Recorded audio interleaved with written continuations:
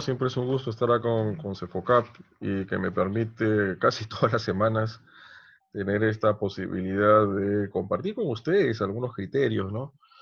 Interpretativos, finalmente la forma como tenemos que valorar el derecho penal a raíz de, o a la luz, mejor dicho, de las diversas circunstancias que pueden suceder en este país y en este contexto, obviamente, de pandemia del COVID-19, donde ya en varias oportunidades hemos tenido la posibilidad de subrayar de que esto no ha significado, bueno, ya la cuarentena se ha abierto de cierta manera, no por completo, que no se sigan cometiendo delitos. Y vaya que en estos días estamos viendo un rebrote, sobre todo de los delitos patrimoniales, ¿no? Los delitos que atentan el patrimonio. Pero vamos a ver piano a piano, vamos a tratar de desarrollar y pasar revista de estas ilicitudes penales que los tenemos a partir del artículo 185, que me parece que es el título quinto, de la parte especial del Código Penal, donde se desarrollan y clasifican y sistematizan, conforme el bien jurídico penalmente tutelado, una serie de ilicitudes penales que tienen que ver con la afectación de los derechos reales. Vemos el hurto y así vemos el robo, y cuando vemos esas figuras delictivas, lo que se nos pone en la mente es la propiedad, ¿no? Porque ambos delitos que comienzan la nomenclatura habla de una apropiación o sustracción de un bien total o parcialmente ajeno. Y en este caso hablamos de bienes muebles, ¿no? Porque ya propiamente apropiación de bien inmueble no estamos en esa situación, sino que cuando ya lo que se afecta es la posesión del bien inmueble, del poseedor legítimo, estamos ya yéndonos al delito de usurpación, que es el artículo 202 y el agravante de 204, finalmente de la parte especial del Código Penal, ¿no? Y cuando le decía esto, y cuando hablamos en los delitos contra el patrimonio, y vamos a ver si compartimos solamente unas ideas muy básicas y esenciales que creo que pueden resultar siendo importantes a raíz de estos diversos delitos que se están dando finalmente. Vamos a ir, no vamos a describir mayormente los contenidos o los conceptos que nos importa en este sentido, ¿no? Porque tenemos que dejar algo bien claro y conforme el principio de última ratio de subsidiariedad de mínima intervención del derecho penal, de que no, acá no vamos a criminalizar las desavenencias contractuales. Acá no se va a penalizar finalmente los incumplimientos jurídico-obligacionales, ¿no? Fíjense ahora en esta situación, muchas personas han perdido su trabajo, algunas empresas han quebrado, han cerrado, y tal vez una persona que nadie se le pasaba por la cabeza lo que iba a suceder hoy en día, 2020, a partir ya de mediados de marzo de este año, que iba a tener que quebrar o cerrar un negocio, y eso puede haber significado la imposibilidad de seguir finalmente pagando un crédito y una deuda. Que en un principio estaba todo bien, ¿no? Porque era la marcha del negocio y evidentemente era en su debido momento, con las mismas actividades económicas, se genera la rentabilidad suficiente para poder ir cubriendo las deudas jurídico-relacionales, los mutuos, etcétera, los préstamos bancarios, ¿no? Entonces, mucha gente ha perdido sus trabajos, han quebrado sus empresas, si es que no se han reinventado, algunas actividades ya imposibilitadas de seguir desarrollándose hasta por muy buen tiempo.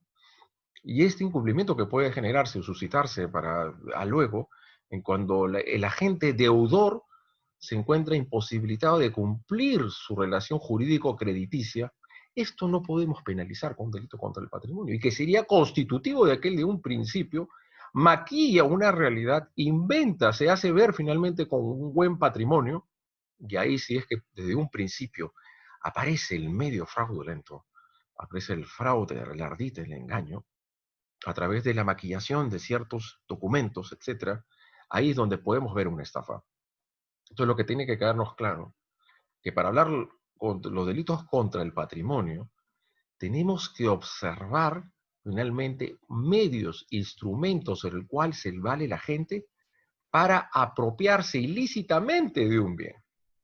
No vamos a criminalizar los incumplimientos contractuales, las desavenencias contractuales. Eso no es objeto de penalización por el delito de estafa. Y tampoco cuando la víctima o la persona de propia voluntad le entrega el bien a la otra persona. Tiene que haber un elemento que vicie la voluntad. Y lógicamente tenemos que observar e identificar cómo es que se produce ese traslado de la esfera de custodia del sujeto activo al sujeto pasivo del delito. Entonces, como bien dice acá en esta diapositiva, si no hay padre, diríamos que le interesa conocer con la mayor exactitud posible de qué forma, de qué manera el ámbito penal recibe o constituye instituciones, posesión, propiedad, etcétera, jurídico-privadas. En el campo penal conserva la definición civil o contrariamente hay una especificidad penal conceptual. Entonces está contemplado, está comprendido propiamente el dominio de un sentido civilista. Y creo que nosotros por derechos reales, y sabemos perfectamente cuáles son estos, ¿no? La propiedad es el señorío sobre la cosa, ¿no? Y la propiedad es ese sentido de enajenación, de finalmente de disfrute y de uso del bien mueble. Doctor, Y disculpe la eso es interrupción. propiamente, ¿cómo? La pantalla, disculpe la interrupción, doctor, la pantalla nos está compartiendo. A ver si lo vuelvo a compartir. Ah, claro, no hay Ya, a problema. A ver. ver, déjame ver, vamos a ver de nuevo.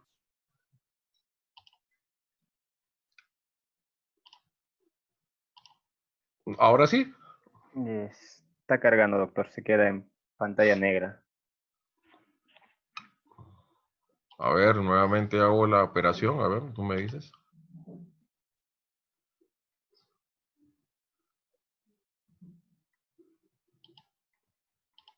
¿Ahora? Sí, ahora sí, doctor, gracias. Oh, no, gracias a ti. No, ni bien tú veas que se produce esa falla en la visualización de la diapositiva, lo dices, ¿no? Entonces, hablamos de los derechos reales que recaen sobre un bien mueble en los casos de los delitos de hurto, robo y de apropiación ilícita, que es la propiedad. Claro que ahí hacemos una distinción importante en el ámbito de quién puede ser autor del delito de hurto y de robo. Porque cuando el 185, y que tiene que ser su derivado, su agravante, el 187 y el 188 y el 189, y también lo que es el abigeato, obviamente el abigeato viene a definir un comportamiento ilícito que propiamente se realiza en el campo, en las comunidades campesinas y nativas, en los animales semovientes, ¿no? Porque si usted tiene ahora, en este estado de pandemia, vemos mucha gente de tiempo atrás que siempre salía con su perrito, pues sale con su Shih Tzu, sale Yorkshire, con dálmata, un gran danés, etcétera, que cuesta más o menos, y se lo apropian cuando usted está por el parquecito dándole la vueltecita al perrito, ahí sí estamos a un delito de hurto. La separación entre el hurto y el tema, el hurto de ganado, con el delito de abigeato, tiene que significar que esto es una mascotita que usted tiene, ¿no? Es una mascota y en cambio el otro son semovientes, dirigido al pastoreo y al rebaño de estos animalitos, en los cuales algunas personas se dedican y se abocan y desarrollan en el campo. Y con eso estamos hablando del objeto material del delito, ¿no? Qué importante, y creo que impartimos ese concepto y luego vamos a ir ya definiendo los acuerdos penarios y algunas sentencias de la Corte Suprema que pueden resultar siendo esclarecedoras a efectos de revisar la tipificación de ciertos comportamientos delictivos, ¿ok? El objeto material del delito acá es un bien mueble. Un bien mueble que tiene que tener una suerte de señorío, que se refiere que debe tener un propietario o un poseedor legítimo. Esto importa que tiene que tener una valorización en el mercado. Claro, les doy un ejemplo. Una persona, o dos, inclusive, entre dos, que son compinches, que realizan ciertos actos ilícitos, lo que hacen es, mientras que uno está de campana, el otro apropia, sustrae la cartera de una señorita, y dentro de esa cartera, la cartera cuesta más que 5 soles, y dentro hay una moneda falsificada de 5 soles. Falsificada. Ese mismo hecho, un acto de que primero puede empezar como hurto, se convierte después como robo. ¿Por qué? Al principio le está sustrayendo a la cartera, entonces la señorita finalmente no quiere desapropiarse de esa cartera porque tiene bienes muy preciados que significan un valor sentimental. Estos desgraciados, y seguro que muchos de este país no les importa un comino, la siguen y la empiezan a arrastrar por la pista y con eso ya están generando un riesgo para su vida y su integridad física. Entonces, lo que puede empezar como un hurto puede luego significar un robo. Y algo importante en el marco de los delitos contra el patrimonio, Porque cualquiera de ustedes me podría preguntar, doctor, estamos hablando de delitos contra el patrimonio, hay una sistematización del bien jurídico penalmente tutelado. Son los derechos reales que recaen de una persona sobre un bien, en cuanto a la posesión y la propiedad.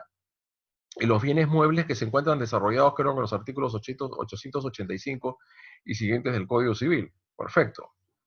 Pero fíjense lo que sucede en los contextos actuales de nuestra sociedad.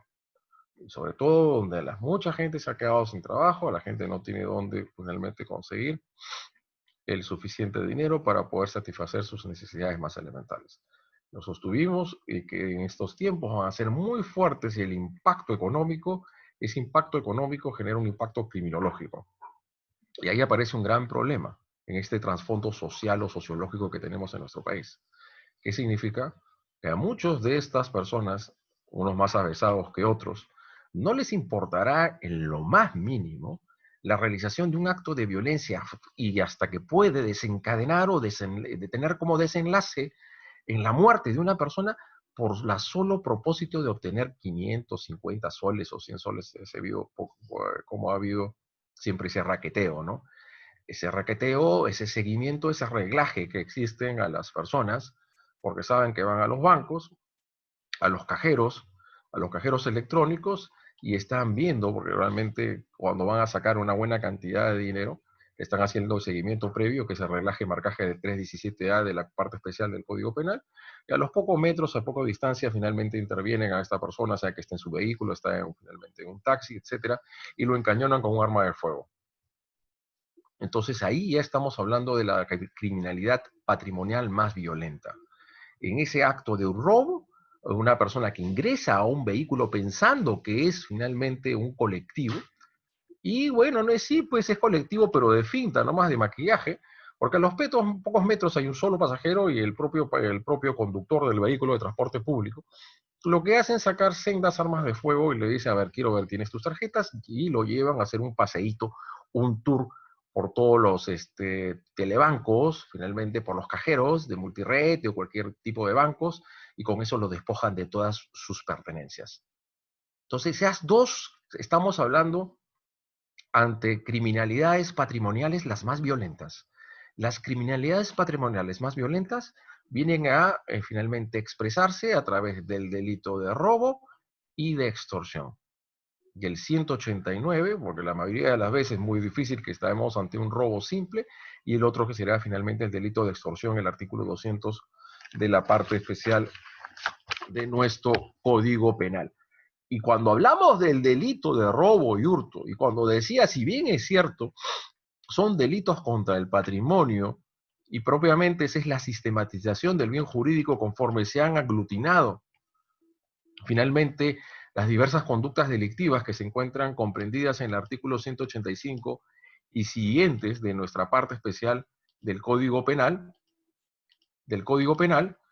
esto no significa reconocer que el legislador ha añadido de forma finalmente abstracta, si se quiere decir, otros bienes jurídicos que pueden verse afectados en este caso del delito de robo y el delito de extorsión. ¿Y a cuáles me refiero propiamente? A un delito pluriofensivo. ¿Cuándo estamos ante la pluriofensividad?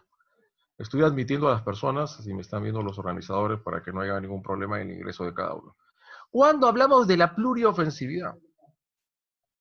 Cuando una ilicitud, cuando esta persona a la que le están cañonando con un arma de fuego, o se han visto tiempo atrás cerca de San Marcos, en la universidad, en la colonial, si propiamente es avenida universitaria, si corresponde a Lima, metropolitana o al Callao, donde salen finalmente los estudiantes, bueno, en tiempos normales, porque ya no hay clases presenciales hoy en día, ¿no? Tanto en universidades como en colegios.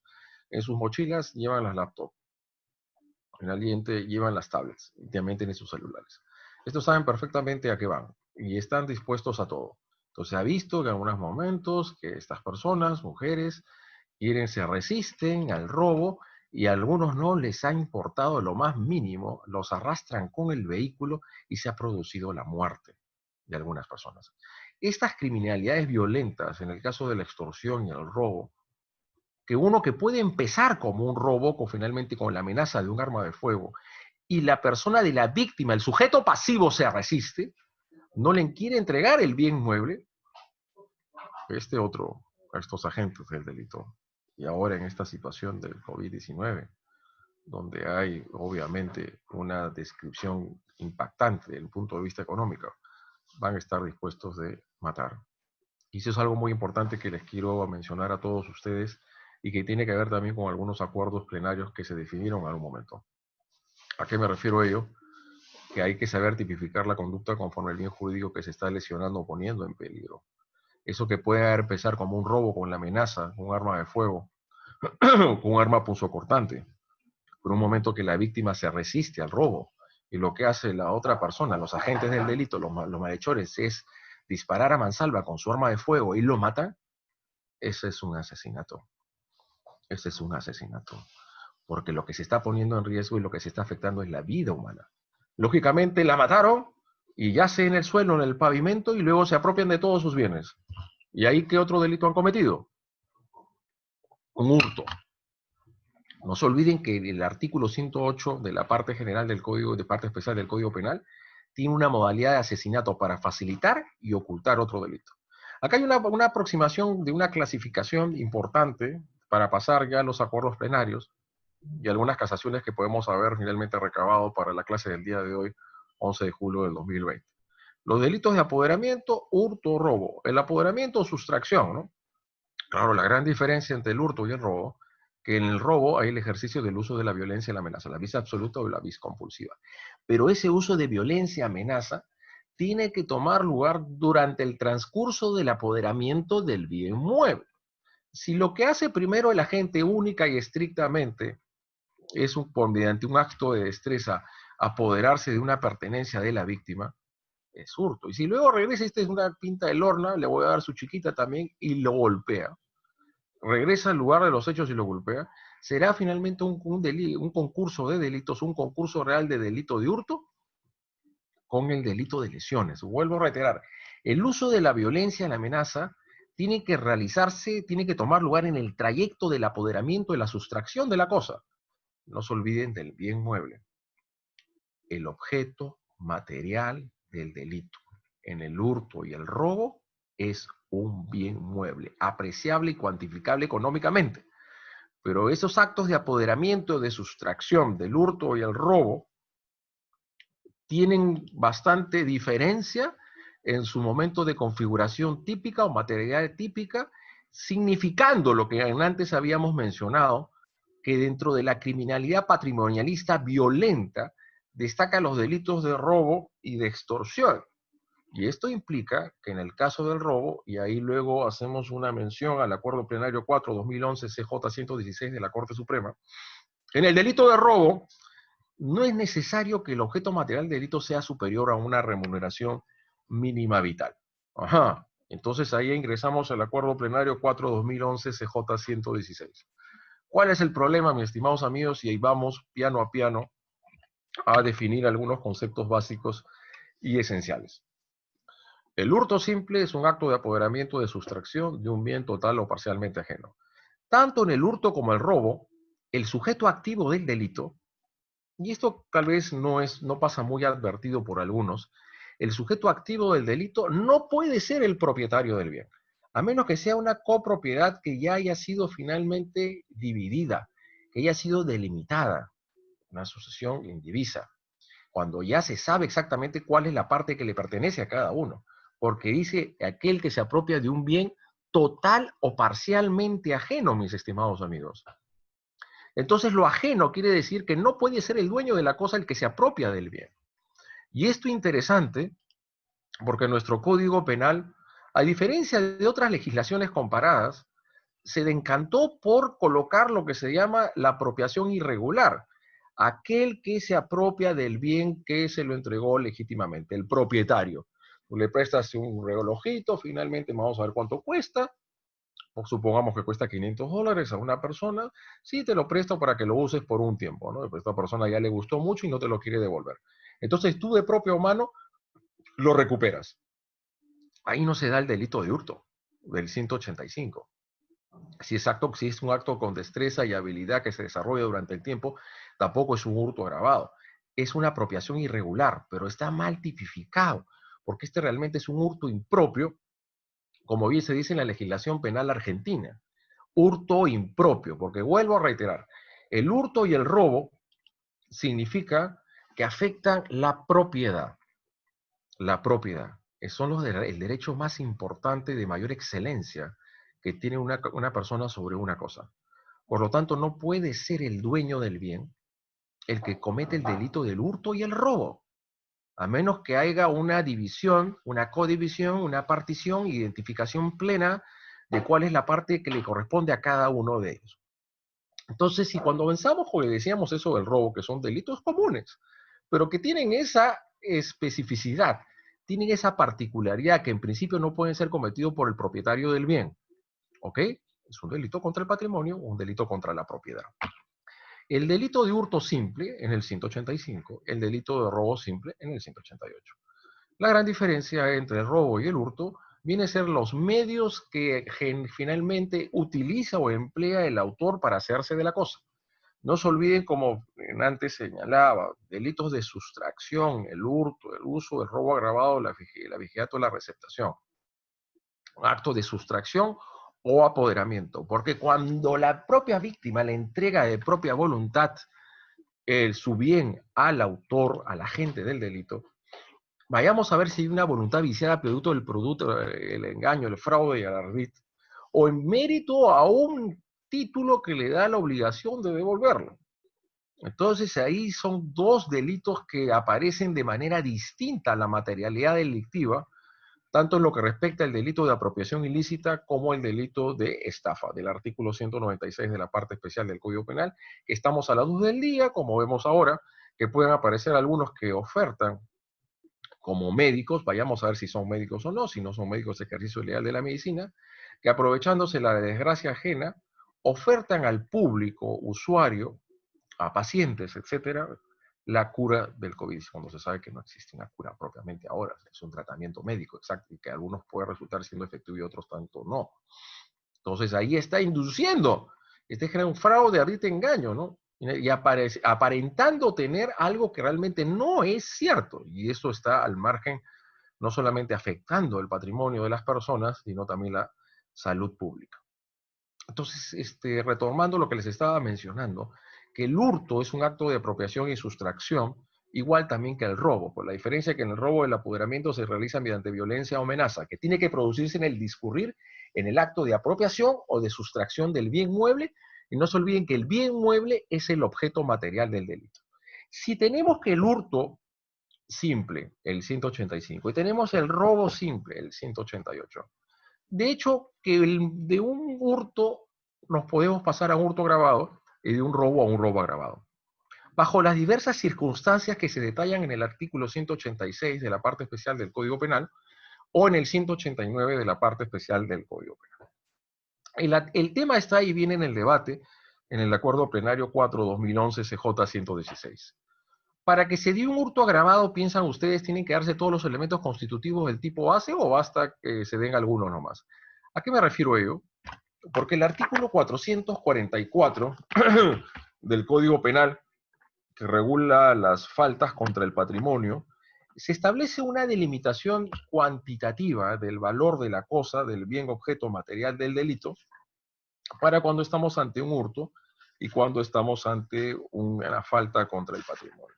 Y si no me equivoco, el artículo 444 señala, si aquel que realiza la acción de las conductas previstas en el 185 y 205, el 185 es el hurto y el 205 es daños, cuando la acción recae sobre un bien cuyo valor sobrepase una remuneración mínima vital, será reprimida con prestación de servicios comunitarios. O sea, cuando es menos de una remuneración mínima vital, si es que no me equivoco, es 930 o 960 soles.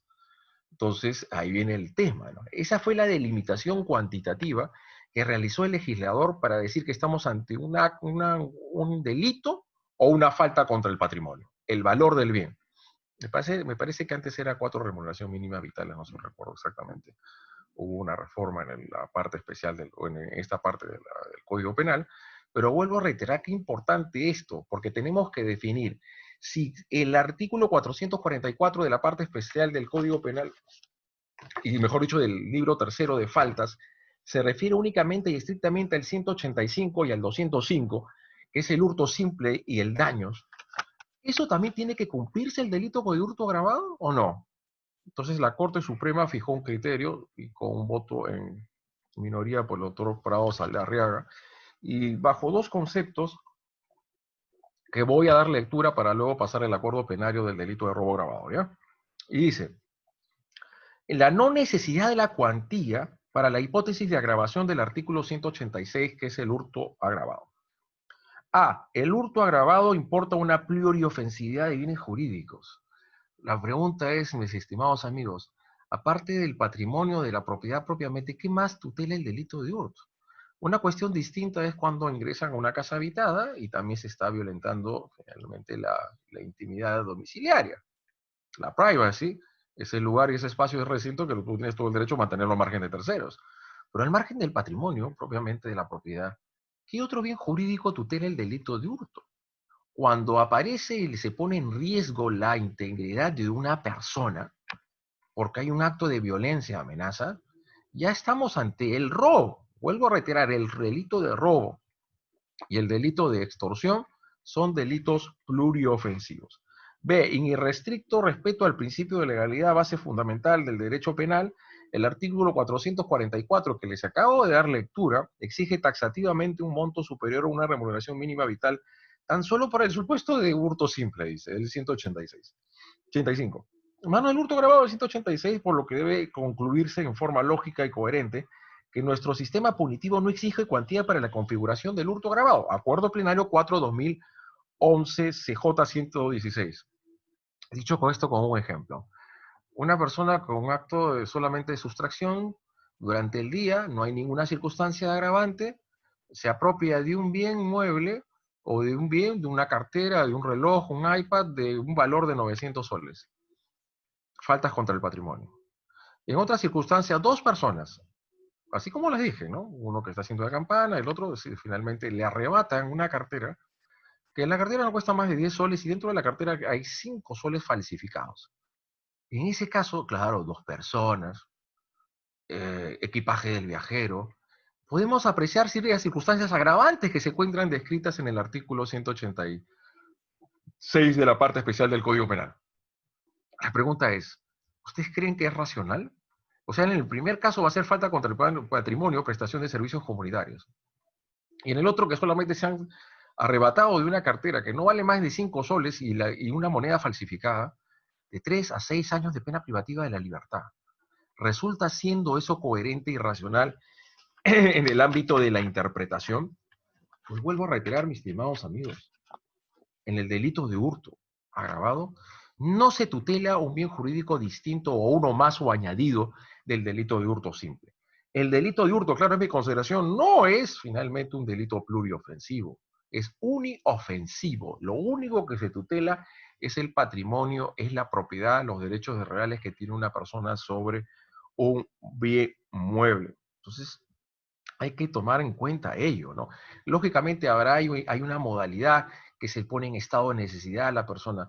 Lógicamente los señores, finalmente personas ancianas, van a cobrar su sueldo, su pensión, y nunca bastan estos malhechores, estos fascinerosos, estos desgraciados, que se apropian de ese sueldo.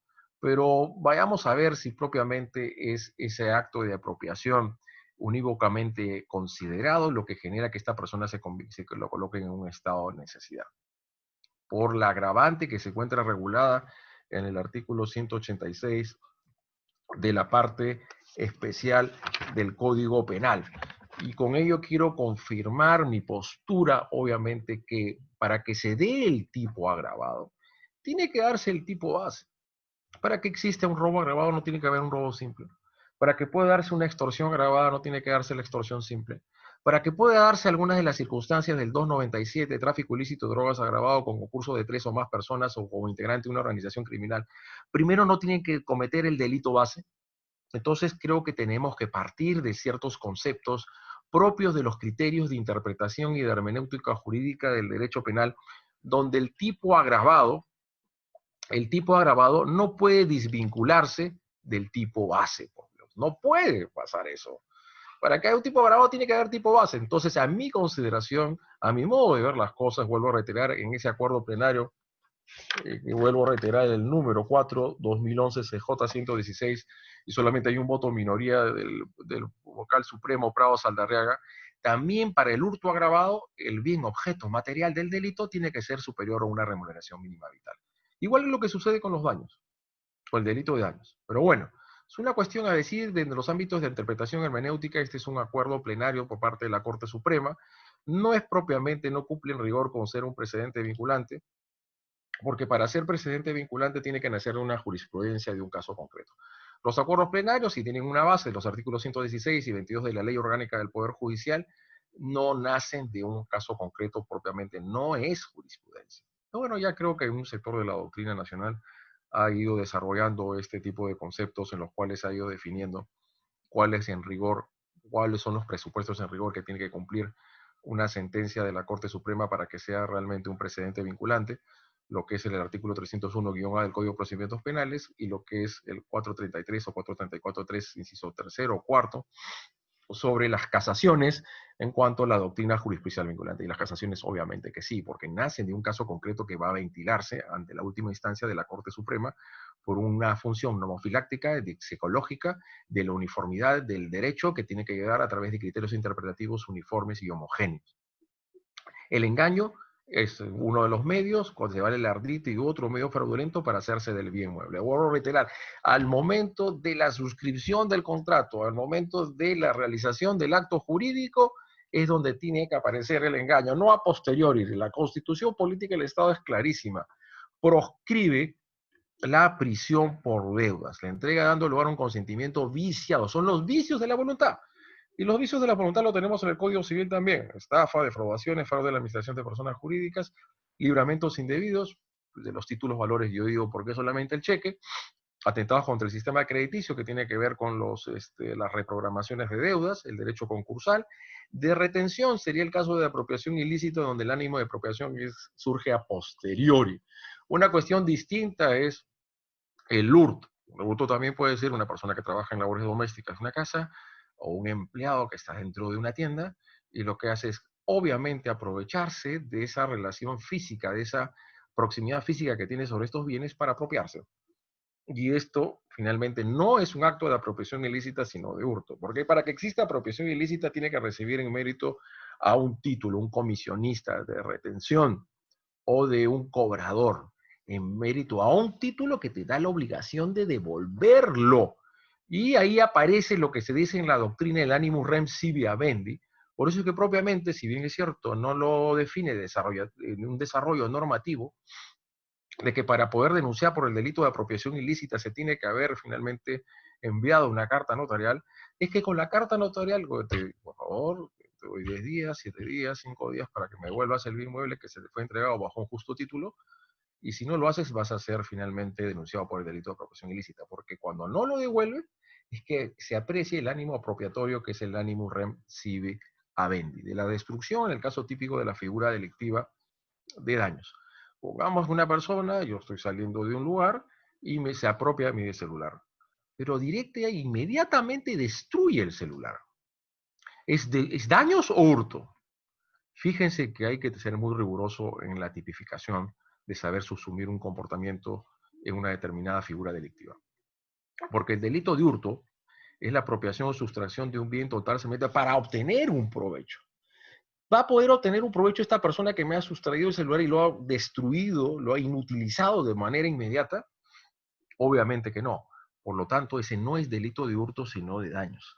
Al margen ya importante también uno de los primeros precedentes vinculantes que sí se dio dentro de una ejecutoria por parte de la Corte Suprema en aplicación del artículo 301-A del Código de Procedimientos Penales incorporado por el Decreto Legislativo 959 de agosto de 2004, que la consumación del hurto y por tanto la del robo es un precedente vinculante, no recuerdo exactamente su número, luego lo puedo buscar, sigue finalmente su consumación la teoría de la disponibilidad.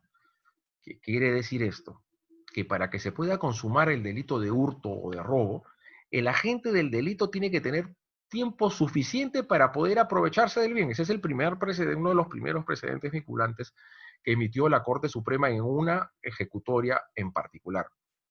Y definió la tesis, mejor dicho, acogió la Corte Suprema la teoría de la disponibilidad. Dicho esto, con un ejemplo, si estos atracadores, los amigos de lo ajeno, que han utilizado tal vez violencia y amenaza, son encontrados en las inmediaciones del lugar, o ni bien se ha apropiado de la cosa mueble de parte de su víctima, ya no tienen posibilidad de aprovecharse del bien mueble, están en grado de tentativa.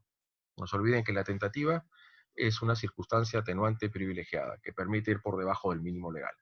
Artículo 16 de la parte general del Código Penal, vuelvo a reiterar, uno de los primeros precedentes vinculantes que generó la Corte Suprema en los delitos contra el patrimonio, cuando se incorporó el artículo 301-A al Código de Procedimientos Penales, fue establecer que la consumación del delito de hurto, por lo tanto también del robo, toma lugar cuando ya el agente tiene la posibilidad de disponer fácticamente de la cosa. Dicho esto, A, se apropia del celular de B, y B, está generando la persecución, quiere finalmente recuperarlo, y B, está finalmente, obviamente queriendo recuperar, A está un poco corriendo, y más adelante aparece C, Luis, Paco o Pedro, Maximiliano, y a él le entrega el bien. La intervención de Maximiliano resulta siendo fundamental para que se pueda apropiarse de forma definitiva del bien objeto material del delito. Porque en el delito de hurto, lo que se produce o lo que toma lugar es el desplazamiento de la esfera de custodia del sujeto pasivo al sujeto activo, pero tiene que tener tiempo suficiente fácticamente hablando para poder disponer del bien. Por eso ese tercero o este cuarto que interviene en la escena criminal es un cómplice primario del delito de hurto. El autor del delito de hurto es el que realizó el acto de apropiación y arrebato, lo que puede darse el pan de cada día en nuestras ciudades de nuestro país, ¿no? Entonces, ahí el primer precedente vinculante de la Corte Suprema fue generar, de decir que la consumación del delito de hurto y de robo sigue la suerte de la tesis, la teoría de la disponibilidad. Si todavía no ha tenido posibilidad de disponer del objeto material del delito y así son atrapados infraganti, estaríamos ante un caso de una tentativa de hurto o una tentativa de robo, dependiendo del caso. Y cuestión importante a decir, y ahora pasaremos, voy a dejar de compartir esta diapositiva, y vamos a ir a este tema del robo con muerte subsecuente. O este de acá, vamos a ver. ¿Me confirman, por favor, si se está visualizando? Está en pantalla negro, A doctor. ver, vamos a salir nuevamente y entramos. A ver, por favor, déjame un segundo. Vamos a encontrar la diapositiva. Vamos a abrir este. Ahora. Ahora, mi estimado amigo. Sigue igual, doctor. ¿Tampoco? ¿No se deja ver? No, se A quedó ver, en compartiendo a pantalla. ver, a ver, a ver, qué raro. Vamos de nuevo, vamos de nuevo. Tiene que entrar. ¿Ahora? Sí, doctor. Gracias, muchas gracias siempre por estar atento, porque tenemos que estar siempre verificando y confirmando de que se están mirando las diapositivas. Cuando hablé en un principio de mi exposición del tema de la criminalidad patrimonial violenta, esa criminalidad patrimonial violenta que se está dando en nuestra sociedad, en nuestras ciudades, nos hace muy buen tiempo, y por eso se dieron los delitos agravados, empezó a perfilarse un modelo político criminal dirigido a sobrepenalizar este tipo de comportamientos en el caso del secuestro, de la extorsión y del robo, y del ultraje sexual de menor de 14 años seguido de muerte, o cuando el agente es integrante de una organización delictiva, ahora con la ley 30.077 de agosto de 2013, integrante de una organización criminal. ¿A qué me refiero con ello? Que a partir de esas reformas que se produjeron en el tiempo, se fueron produciendo en el tiempo, se empezó una suerte de sobrepenalización de los delitos contra el patrimonio por mor sobre los delitos contra la vida, el cuerpo y la salud. Entonces, o sea, muchas situaciones, como yo les estaba mencionando, que nunca faltan personas, fascinerosos, malhechores del delito, que están dispuestos a matar por hacerse de unas pocas monedas de dinero. Entonces, esto que puede iniciarse como un robo, realmente culmina en el escenario con un asesinato. Entonces, el robo simple o el robo básico, que quiere decir, es el acto únicamente dirigido a la apropiación o sustracción de un bien total o parcialmente ajeno mediante el uso de la violencia y a la amenaza. El bien jurídico es el patrimonio, pero vuelvo a reiterar que tanto el robo como la extorsión, ahí lo que se predica es la pluriofensividad. Cuando yo me refiero a la pluriofensividad, quiere decir que son varios los bienes jurídicos que se encuentran comprometidos en la realización de esta conducta delictiva. Eso sucede tanto en el hurto, disculpen, tanto en el robo como en la extorsión. Y en el caso del robo hay algo muy importante a decir, que podemos encontrar sujeto pasivo del delito y sujeto pasivo de la acción. A ver cómo los distinguimos. Ingresan a un banco, la boda del banco, una entidad financiera, y lo que hacen es reducir a los miembros de seguridad, sean policías o guachimanes, como los quieran llamar, etcétera. Lo reducen mediante violencia o amenaza con arma de fuego. Son reducidos. Y luego se apropian de los bienes, de todo el dinero de la bóveda del banco o de una tienda o de cualquier finalmente centro comercial. En ese caso, los miembros de seguridad, policías o no, guachimanes, como lo quieran llamar, son sujetos pasivos de la acción. ¿Y por qué no digo que son sujetos pasivos del delito? Porque sujetos pasivos del delito son los dueños del dinero, que serán pues realmente los ahorristas o los directores del banco, los dueños, etcétera. Pero sujeto pasivo de la acción no son los miembros de seguridad, porque sobre ellos recae la acción, que en este caso los medios comisivos, porque los medios comisivos en este caso es el uso de la violencia o de la amenaza. Esto es importante decir, claro que en el caso de la estafa puede ser sujeto pasivo de la acción y sujeto pasivo del delito. Sujeto pasivo de la acción, el representante de la persona jurídica que es recontramente, que es hartamente engañada mediante fraude, arriesgo de engaño, y el sujeto pasivo del delito es la empresa. Lógicamente que la empresa no puede ser sujeto pasivo de la acción porque solamente se puede engañar, solamente se puede maquinar finalmente y dar una realidad distinta a la verdadera a través de una persona con un mínimo de sentido y de conciencia. Y eso no lo tiene una persona jurídica.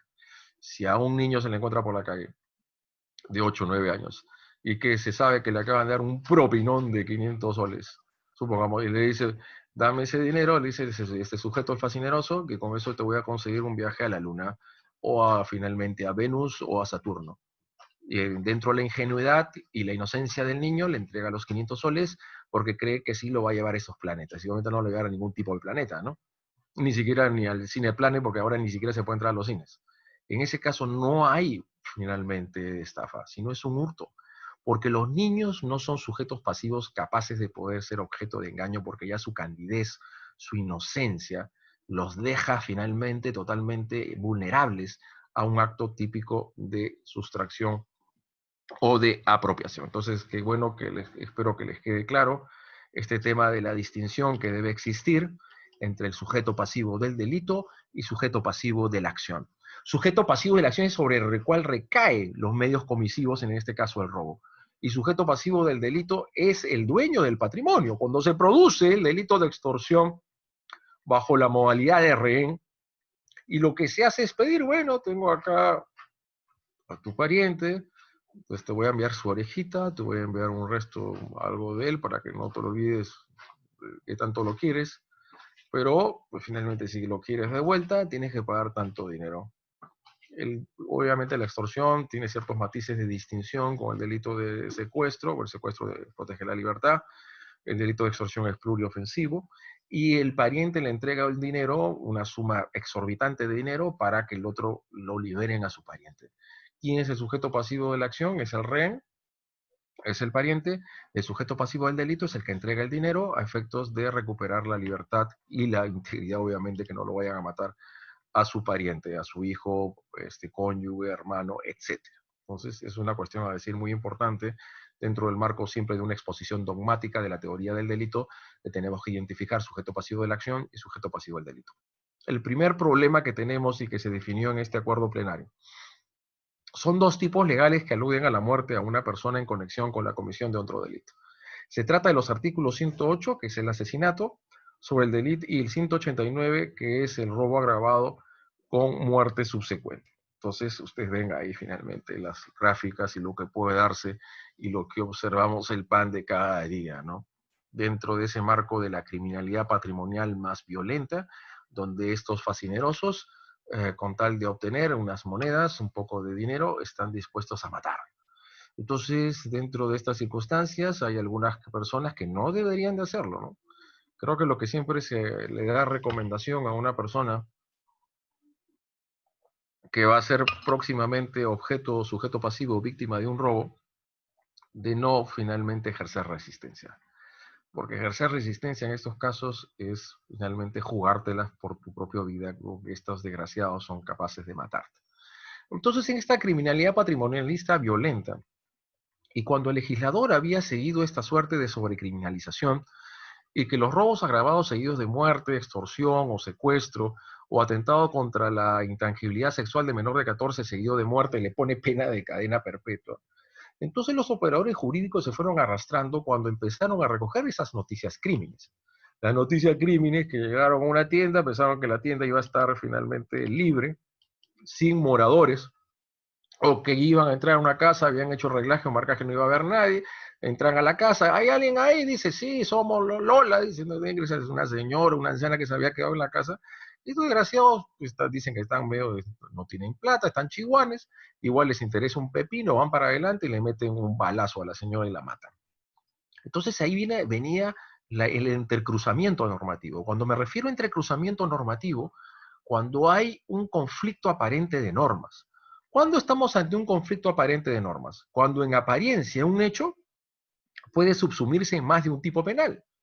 Fíjese lo que sucedió al poco tiempo del inicio del estado de emergencia en nuestro país, en la ciudad de Ilave, en Puno, donde finalmente ya estaba en pleno toque de queda, había un conductor de un medio de transporte, no sé si público o privado, estaba un soldado que ya le estaba haciendo el pase para que pare el vehículo, le importó un pepino, no paró ningún vehículo, lo embistió de frente, se lo llevó de encuentro y lo mató al soldado. Y ahí la tipificación correcta y conforme nosotros lo sostuvimos en ese momento, que fue fines de marzo de este año 2020, ya en el contexto del estado de emergencia, que era un asesinato por la calidad de la víctima, del 108A de la parte especial del Código Penal. Y no era violencia contra funcionario público en su modalidad agravada. Y eso tiene que ver con lo que estamos dando cuenta ahora. Para interpretar y subsumir correctamente las tipificaciones de los hechos objeto de incriminación, tenemos que tomar en cuenta no solamente el principio de legalidad, sino cuál es el bien jurídico que es objeto de afectación.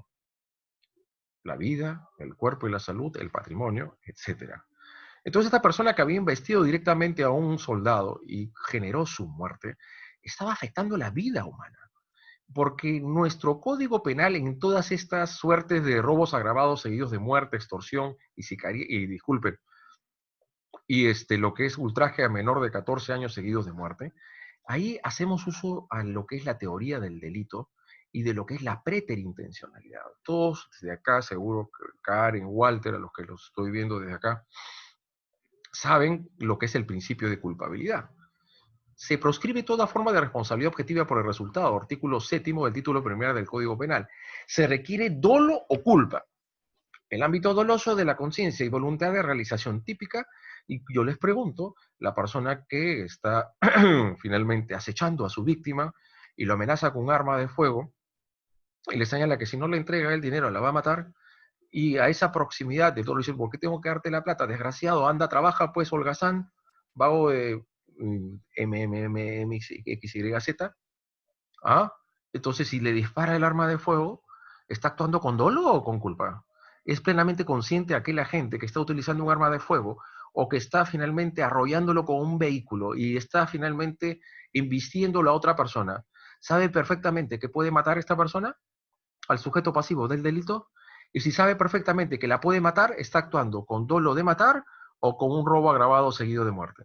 Esta construcción del robo seguido de muerte, acá ustedes lo ven, para facilitar otro delito es el 108, por eso es. Una vez que los mató, caso Van der Sloot, no sé si este caso era canadiense, holandés, hubo una atracción con una chica, fueron a un cuarto de un hotel, se produjo un conflicto entre ambos, perdió finalmente el uso de la razón este sujeto y la golpeó salvajemente a su víctima y luego de haberlo golpeado salvajemente generando su muerte se llevó sus pertenencias. Y ahí se tipificó de manera correcta asesinato para facilitar otro delito. ¿Cuál es el otro delito que se está facilitando? ¿Robo o hurto? A ver si alguien me quiere responder. ¿Alguien quiere participar? Una vez que la mató, levantó. A ver, Juana, te escuchamos, por favor. Con mucho gusto te escuchamos para ver tu postura. Doctor, ¿me escuchan? Claro, te escucho muy bien. Un gusto escucharte, Ya. Juana. Buenas tardes. Buenas tardes, doctor. Bueno, en la pregunta que usted hace me parece que era para facilitar otro delito, hurto, porque ahí ya pues Claro. de hurto y robo hay una diferencia, ¿no? Uh-huh. El robo implica una violencia a la persona, pero esta persona ya estaba muerta. Uh-huh. Perfecto. La violencia y la amenaza tiene que recaer, Juanita, sobre una persona vivita y coleando, ¿no? Correcto. Aprovecho, Si no, doctor, para hacerle una dime. pregunta. Disculpe si de repente a veces son cosas muy básicas que uno ya debe saber, ¿no? No, no El te tema preocupes, es, dime. quisiera que usted me dé una diferencia entre, y escala de importancia sobre todo, entre acuerdos plenarios, plenos casatorios y precedentes jurisprudenciales. Porque a Uh-huh. veces como abogados litigantes nosotros vemos que los jueces indistintamente toman, sustentan sus resoluciones en apoyados en acuerdos plenarios, precedentes vinculados. A veces existe también pronunciamientos similares en estos tres Sí, claro. pronunciamientos. Lo que pasa es que existe una fuente, una fuente de hermenéutica, una fuente de propedéutica, un criterio interpretativo que se quiere dejar para que los órganos jurisdiccionales resuelvan de una manera similar un mismo caso. O sea, Correcto. ambos, la casación, el precedente vinculante y el acuerdo plenario, tienen esa finalidad de hermenéutica jurídica, de generar seguridad jurídica, doctora Juana. Esa es la finalidad, definitivamente. Sobre eso creo que no podemos tener ningún ámbito de discusión.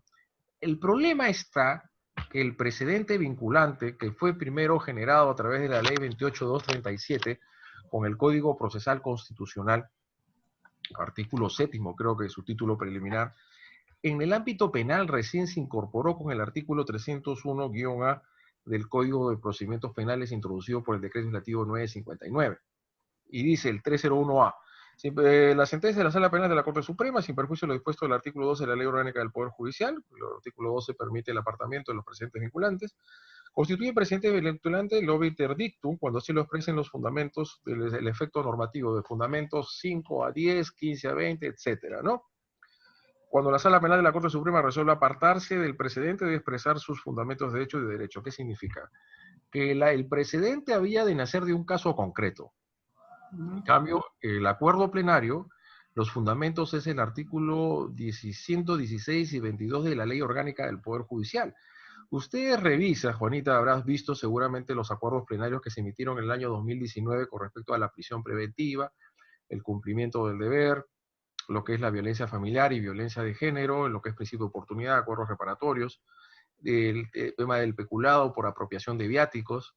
Entonces esos acuerdos plenarios son decisiones que se toman de una cónclave de los máximos representantes de los tribunales de justicia. También las cortes superiores también hay acuerdos plenarios. Pero los acuerdos plenarios no nacen de un caso concreto, no es propiamente jurisprudencia. No sé si me dejo entender. En cambio, las Correcto, casas, sí. claro, ¿cómo dice? Disculpe. Plenos Dejo, casatorios, ¿no? claro, no, pero en las casaciones, evidentemente, es algo distinto. Hay una sentencia plenaria 1-2017 de la Corte Suprema, en los cuales finalmente se reunieron para desvincularse de la casación Arequipa con respecto al delito precedente en el delito de lavado de activos. ¿Ok? Pero no nació propiamente de un caso, o sea, tiene que nacer de un caso concreto y esa es una casación, doctrina jurisprudencial vinculante, delitos sexuales contra el medio ambiente. hay una gran cantidad finalmente de doctrina jurisprudencial vinculante que se ha generado en las casaciones. Tanto la casación con doctrina jurisprudencial vinculante como el precedente se supone que tienen que nacer de un caso concreto. En cambio, los acuerdos plenarios son cónclaves, son reuniones. A ver, ¿en qué materias se están produciendo problemas sobre el delito previo? Vamos a establecer criterios jurisprudenciales y vamos a hacer una reunión. Vamos a hacer participación ciudadana, donde venga algún tipo de ¿Pero lo pueden representación. apartarse del acuerdo plenario también? Claro, sí, lógico, claro. Pues eso vuelvo a reiterar. El apartamiento, lo que ha dicho es un sector de la doctrina muy representativa, que los acuerdos plenarios no son vinculantes, porque no cumplen en rigor con esos presupuestos, porque no nacen de un caso concreto. Hemos visto el grado de apartamiento tienes el fundamento del artículo 22 de la Ley Orgánica del Poder Judicial. Y una cuestión muy importante a saber, no acatar un acuerdo plenario, no cumplir con un acuerdo plenario o un precedente vinculante no constituye delito de prevaricato. Porque el prevaricato significa es transgredir, es contravenir el texto expreso y claro de la ley. Tú verás, Juanita, una serie de posturas en la doctrina, creo que Castillo Alba en su momento, James Reategui Sánchez, donde han expresado sus argumentos y sus puntos de vista acerca de los acuerdos plenarios. Y creo que yo sí te preguntaría, Juanita, ¿los acuerdos plenarios de la Corte Suprema, sobre todo sobre prisión preventiva, son cumplidos y acatados estrictamente por los jueces de primera instancia? No. Claro que no sé si lo digan o no lo digan, pero no son cumplidos. Si fueran cumplidos a cabalidad, pues las prisiones preventivas que se aceptarían en este país serían mínimas. Porque el rigor probatorio que ha definido la Corte Suprema en el acuerdo plenario sobre prisión preventiva con este tema de sospecha fuerte, es bastante alta la valla, mi estimada amiga, es bastante alta la valla. Bueno, eso más o menos en rigor lo que yo pienso y considero de lo que es la diferencia entre un precedente vinculante y un acuerdo plenario. Porque el precedente vinculante tiene que nacer de un caso concreto. Entonces, en cambio, el acuerdo plenario estrictamente no nace de un caso concreto, sino es fuente de criterios interpretativos por parte de la Corte Suprema cuando en participación ciudadana, tenemos problemas interpretativos, un juez se está resolviendo de una manera distinta a un mismo caso. Y lo que se requiere es seguridad jurídica, ¿no? Esa es la base, es finalmente el objetivo de los acuerdos plenarios, de los precedentes vinculantes y de las casaciones, doctrina jurisprudencial vinculante, mi estimada amiga Juanita. Es generar seguridad jurídica. No tienes nada que agradecer. Gracias, doctor. No, hay que generar seguridad jurídica. Entonces, estamos ante ese entrecruzamiento normativo. Cuando hay un entrecruzamiento normativo entre dos tipos penales, como se produce acá, como también tenemos en la extorsión con rehén y el secuestro, como tenemos con el segundo párrafo de apropiación ilícita con la calidad de administrador, sí creo, no sé si de administrador, el artículo 190 de la parte especial del Código Penal, que se entrecruza con el artículo 392 de la parte especial del Código Penal con respecto a la extensión de punibilidad de los delitos de malversación de fondos y de peculado. Me refiero a esa extensión de punibilidad del artículo 392. ¿Y a qué me refiero cuando entonces hay un entrecruzamiento normativo? Cuando hay un conflicto aparente de normas. Depositario. Cuando en apariencia, ¿cuáles son de los dos el que se le puede aplicar? Entonces, estas normas han originado divergentes interpretaciones judiciales que se han concretado en resoluciones que califican indistintamente los hechos como homicidio calificado o robo agravado. Claro, ¿qué hacían algunos operadores? Vamos a asegurar la pena más fuerte. ¿Y cómo se aseguraba la pena más fuerte? La más grave, tipificando el delito de robo agravado seguido de muerte. Pero la pregunta es, ¿qué es lo que diferencia uno del otro? Pasamos a la siguiente diapositiva. Y acá es donde manejamos, mis estimados amigos y amigas, hoy, 11 de julio, lo que tenemos que distinguir el principio de culpabilidad. No se olviden que primero es imputación objetiva, la generación de un riesgo, sobrepasar la velocidad permitida en la conducción de un vehículo de transporte público o privado. Ya estás generando un riesgo. ¿Qué tan consciente eras que lo que estabas generando podía provocar la muerte, las lesiones graves de alguien? Va a diferenciar entre un dolo o culpa. Porque el dolo es conciencia y voluntad de realización típica. Pero el componente básico y esencial más importante, vean la casación 367-2011, Lambayeque, es el ámbito conciencial. ¿Qué tan consciente es la gente que está generando un riesgo para la vida de una persona? Mientras que estos, finalmente, temerarios desprecios hacia la vida humana, las combis y otro, igual siguen manejando terriblemente acá en Lima, finalmente invade la calzada, está yendo a 100 por hora, sabe perfectamente que va a invadir, al invadir la calzada, va a investir a 2 personas que se encuentran ahí y las mata. Está actuando con dolo o con culpa. Está actuando de manera dolosa. Fíjese que determinar si es dolo o culpa tiene importancia y tiene una gravitancia jurídico-procesal y jurídico-penal sustantiva muy importante. Porque de hecho, si yo como fiscal este hecho que me ha llegado como noticia criminis, de que ha invadido la calzada y ha investido a 2 personas, iba a 120 por hora, este desgraciado estaba haciendo un pique con otro combi que iba a su costado, la pena privativa de libertad es de 6 a 20. ¿Y esa prognosis de pena no es acaso importante para solicitar prisión preventiva?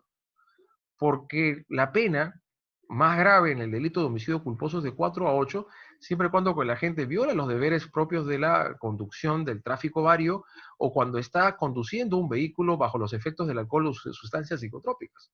De 4 a 8. En cambio, el homicidio doloso del 106 es de 6 como mínimo y 20 años o 15 años como máximo, de pena, 20 años de pena privativa de la libertad.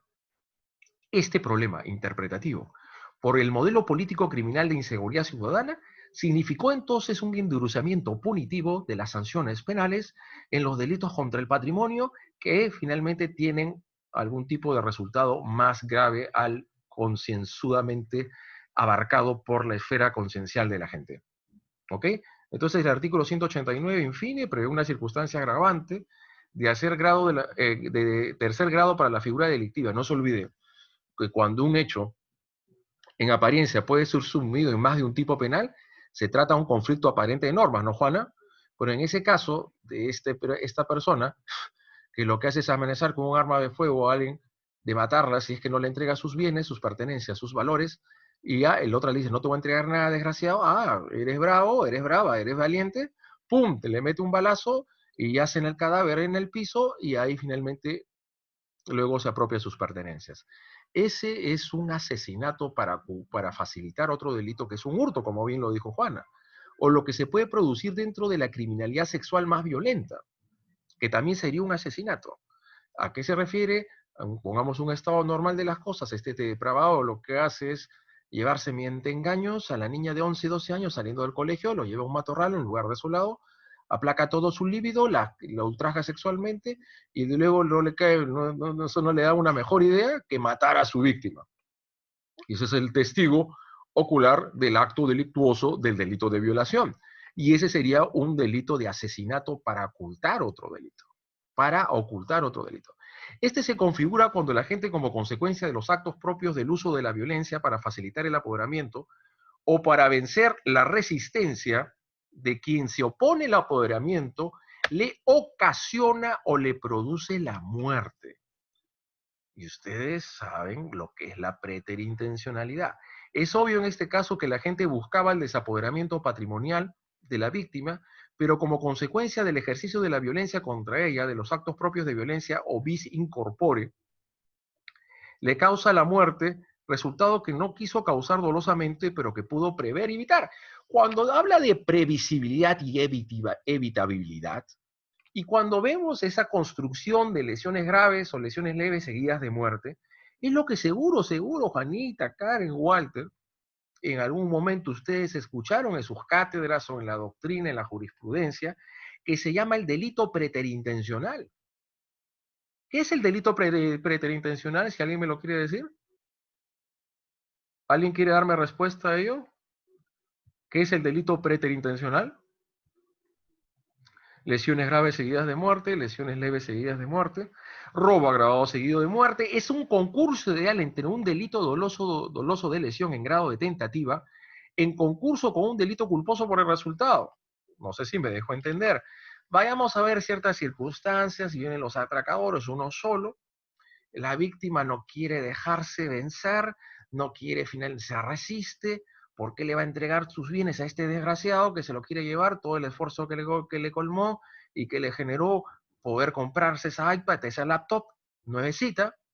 Entonces se produce una riña entre los dos, se agarran a golpes y el agente del delito, el que empezó al inicio con el robo, no mide la violencia y intensidad que genera sobre su víctima y la mata. Genera un desenlace más grave al que él tenía grado de conciencia y el que él buscaba.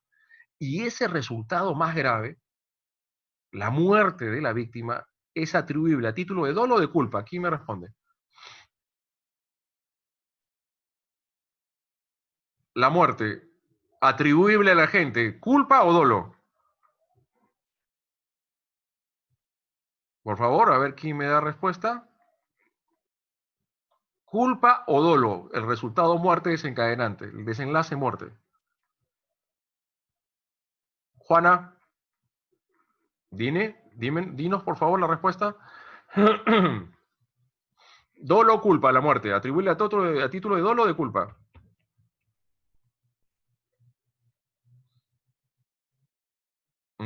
Juana, te estamos escuchando. Otra persona que quiere responder.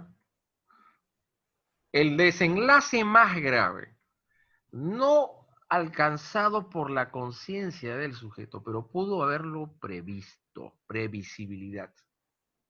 Es a título de culpa. Muy bien, Juana. Es a Es título de culpa. culpa y no dolo. No es culpa, porque no es lo suficientemente consciente que esa muerte, que esa violencia que estaba ejerciendo sobre el cuerpo de su víctima podría generarle la muerte. Y ese es un delito preintencional. Y ustedes me podrían decir ahora, entonces, señor expositor, ¿cómo es que el delito culposo tiene una pena más grave que el delito doloso?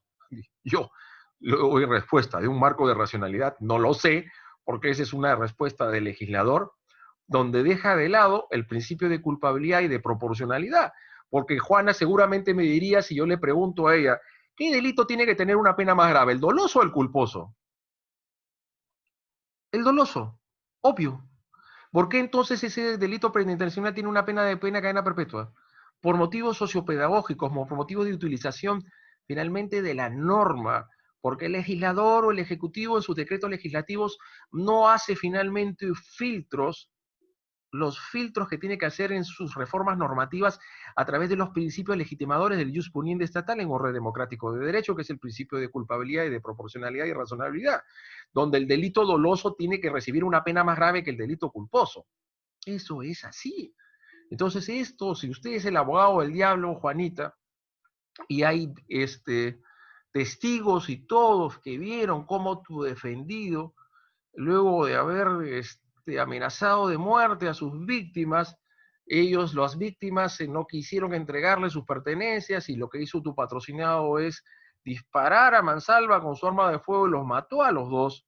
Y tenemos los testigos, lo tires contra la pared, pues, y ahí tienes tú la disyuntiva, ¿no? La posibilidad de una terminación anticipada del proceso o una conformidad. ¿Y tú cuál es la calificación jurídico-penal que vas a buscar de tu patrocinado? Porque la fiscalía va a decir robo agravado seguido de muerte. Pero tú vas a decir, no, la abogada del diablo, ¿no? Mi patrocinado era plenamente consciente de lo que estaba haciendo. Por lo tanto, actuó dolosamente, buscó la muerte. Claro, es que tú no le estás buscando el perdón a tu patrocinado, sino le estás buscando la tipificación penal que tenga una combinación y una pena menos grave. Porque en el asesinato es 35 años como máximo, en cambio en el robo agravado seguido de muerte es pena de cadena perpetua. Se trata pues de un típico supuesto de homicidio preterintencional donde el resultado solo puede atribuir a la gente a título de culpa.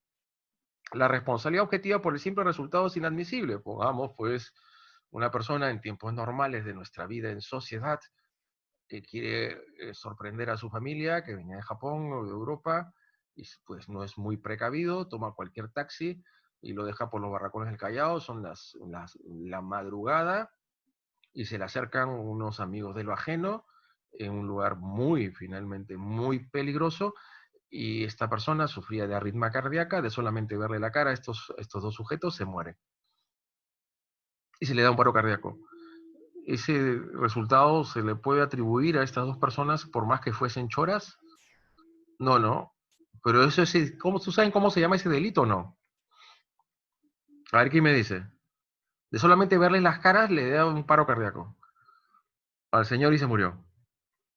¿Saben cómo se llama ese delito? Susto agravado. No, es una broma, ¿no? Es como para romper el hielo.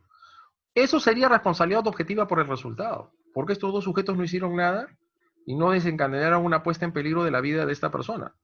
Solamente el señor de verlo en la cara y que sufría de una arritmia cardíaca se produjo finalmente su paro y se murió. Entonces, la responsabilidad objetiva está proscrita. El resultado y una conducta delictiva tiene que ser atribuible a título de dolo o de culpa. Terminamos con esta diapositiva para entrar a otro acuerdo plenario sobre robo a mano armada. Entonces, el citado dispositivo regula entonces el caso de tipificación simultánea, dolosa y culposa. No se olviden la preterintencionalidad. Es la tentativa de un delito doloso de lesión en concurso con un delito culposo por el resultado. En todas estas fórmulas seguidos, submuerte subsecuente, la muerte tiene que ser atribuible a título de culpa y no de dolo, pero de una misma conducta expresamente descrita. Como se advierte en la doctrina especializada, la preterintención es una figura compuesta en la que el resultado sobrepasa el dolo del sujeto. Así el agente roba valiéndose del ejercicio de violencia física contra la víctima, infiere lesiones a una persona quien fallece a consecuencia de la agresión siempre que la gente hubiera podido prever este resultado, la previsibilidad. Pero eso fue al principio que utilizó el legislador en esta fórmula de preterintencionalidad. Lesiones graves o lesiones leves seguidas de muerte, siempre y cuando le fuera previsible.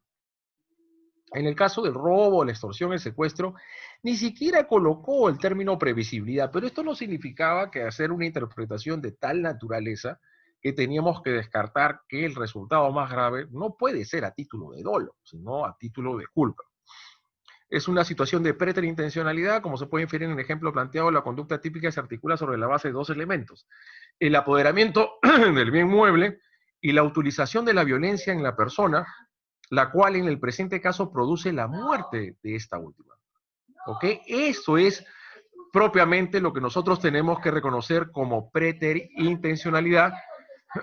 Y un punto muy importante, antes de ingresar al otro acuerdo plenario, antes de entrar al acuerdo plenario sobre robo a mano armada, un punto muy importante, que el 189 de la parte especial del Código Penal habla cuando el hecho le genere lesiones leves o lesiones graves.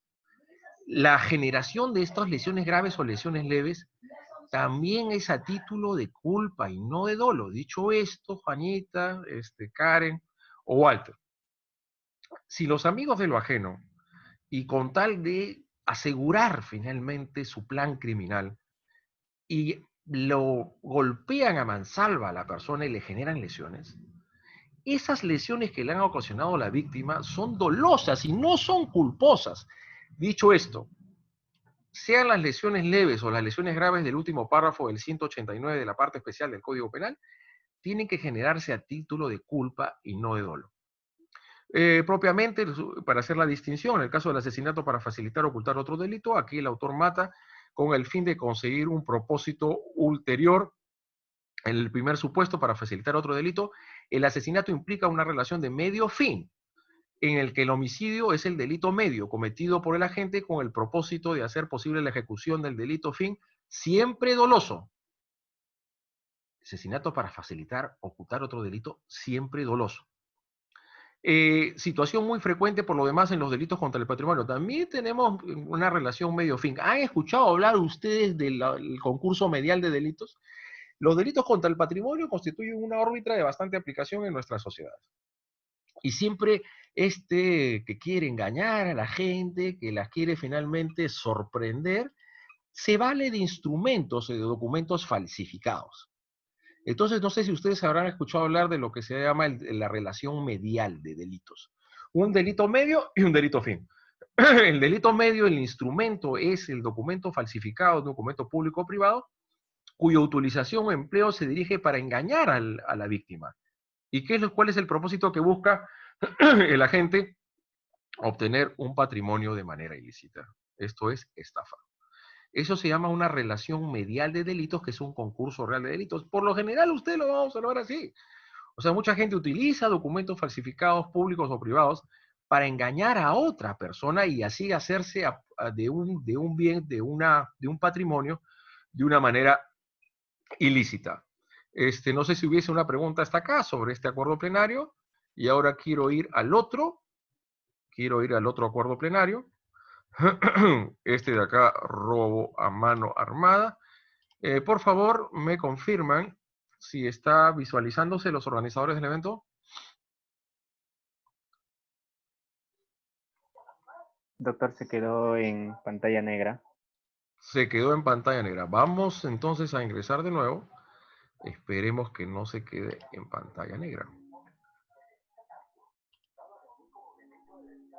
¿Visualizamos ahora? Sí, doctor. Robo a mano Perfecto, armada. muchas gracias. A ver, ¿cuántas de las circunstancias que se dan los robos, cuántos de estos robos que se producen son a mano armada? El robo a mano armada ha sido una circunstancia agravante muy recurrente en, creo que toda la vida o la vigencia normativa del delito de robo, ¿no? Lógico, porque mediante una arma de fuego es que finalmente se asegura el agente lograr su propósito, que esto es desapoderar a sus víctimas de sus bienes o de sus pertenencias, o como se quiere decir, del sujeto del valor de los bienes, ¿no? De sus pertenencias, ¿no? Entonces la inseguridad ciudadana que se va generando en nuestro país es un enfoque y una percepción muy importante a tomar en cuenta a efectos de hacer ciertas interpretaciones, pues, porque así como hay armas de fuego verdaderas, existen armas de fogueo y armas de juguete, ¿no?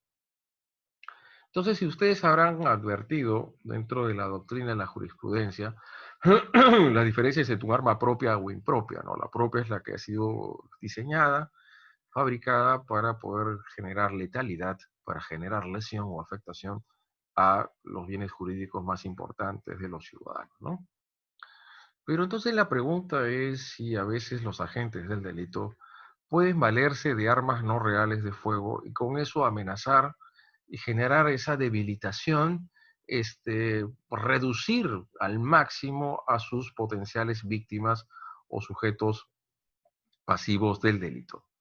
Estamos ante una criminalidad muy violenta. La pregunta es, ¿hasta qué punto los ciudadanos y las potenciales víctimas de un robo están en la posibilidad de poder apreciar con la suficiente grado de discernimiento si el arma de fuego que tiene empuñado en la mano el agente del delito es o no verdadera?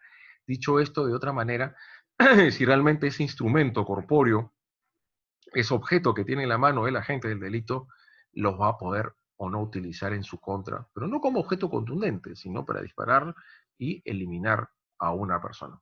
Tenemos un mercado negro de armas de fuego donde estos delincuentes pueden ejercerse de maneras letales, pero en algunas ocasiones agentes hacen uso de armas no necesariamente idóneas o aptas para herir o matar a ciudadanos.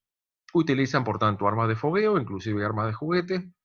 Bueno, un poco ya, un poco tosco el asunto con armas de juguete, que la compras en Saga, en Ripley, que en el marco de la angustia y pánico que percibe actualmente la ciudadanía, lo ve como un instrumento idóneo para debilitar todo mecanismo de defensa de su víctima. Entonces, la discusión en este acuerdo plenario 5-2005 de la Corte Suprema es si un arma que no es propiamente un arma de fuego, o sea, no es un arma propia, sino impropia, puede ser o no subsumida en la agravante de mano armada. Mostrar el arma para el malhechor ante una víctima fuertemente atemorizada, angustiada, el estado de inseguridad ciudadana, que el legislador ha considerado como disvalor para el aumento de pena en estas circunstancias de agravación. De manera que la contemplación de la víctima sobre el medio empleado en el robo, en cuanto a una estructura e identidad lo suficientemente para verla como un arma aparente, que parece. Pues como decir que usted está corriendo por la calle, pues, y lo que le hace, me estoy levantando, ¿no? Y le muestra la cacha del arma de fuego, ¿no? O le hacen así. Entonces el asunto es, ¿hasta qué punto usted como víctima potencial y que todos los días usted observa en los medios de comunicación en el YouTube, etcétera, en las redes sociales, que mujer o hombre es asesinado por resistirse a un robo, usted va a tener un grado de discernimiento suficiente. O le va a preguntar a este desgraciado o a este malhechor, oye, ¿es de verdad el arma de fuego que me estás enseñando? ¿O es de mentirita?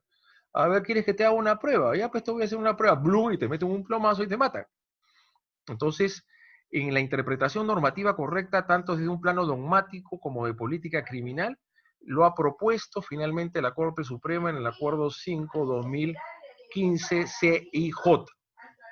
Entonces, el legislador ha declarado en algunos casos que hay dificultad para diferenciar un arma de fuego real de una aparente, y debido a ello ha establecido la obligación de hacerlas distinguibles como requisito para el comercio, porte y uso, ya lo que es la tenencia ilegal de armas. Y eso también a decir en otras circunstancias que tiene que ver con la valoración jurídico-penal de estos comportamientos. ¿A qué me refiero con ello? Porque una cosa es el robo agravado a mano armada, como circunstancia agravante, y otra cuestión distinta es el comportamiento de una tenencia ilegal de armas, que es el artículo 279 que atenta a la seguridad pública. En nuestra postura, y así lo hemos desarrollado en una monografía sobre la materia, en Derecho Penal, parte especial, tomo 2, de que al ser bienes jurídicos distintos objeto de tutela, lo que se produce es un concurso ideal de delitos y no es un conflicto aparente de normas. ¿Esto qué quiere decir? Que yo como fiscal legítimamente puedo perseguir penalmente a estas personas o a esta persona, no solamente por el robo agravado a mano armada, sino también por tenencia ilegal de armas, siempre y cuando no tenía la licencia para portar esa arma, ¿no? Lo que abona que bajo el principio de la realidad es indiferente para la víctima en un acto de robo que el elemento con el que amenazan sea un arma funcional o fuese simulada, puesto que esencialmente el grado de semejanza es tal que difícilmente un experto podría reconocer a priori si se está empleando una verdadera y apta o una falsa, tanto más si el atacante obra por la espalda o en la oscuridad.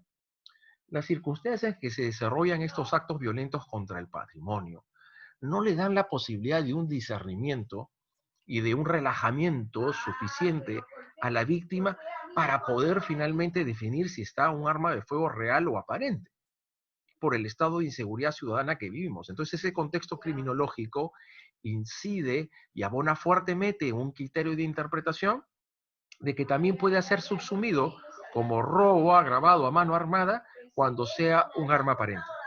El artículo 189C del Código Penal, que es, me parece, si no me equivoco, el abigeato, el 189C, vamos a ver lo que dice en mi Código Penal, robo de ganado, dice que se agrava la responsabilidad en, entre otros supuestos, cuando el agente hubiera portado cualquier clase de arma o de instrumento que pudiera servir como tal, con lo que el legislador asumió el sentido amplio de arma, cualquier clase de arma o de instrumento, es decir, no es un arma de fuego necesariamente real.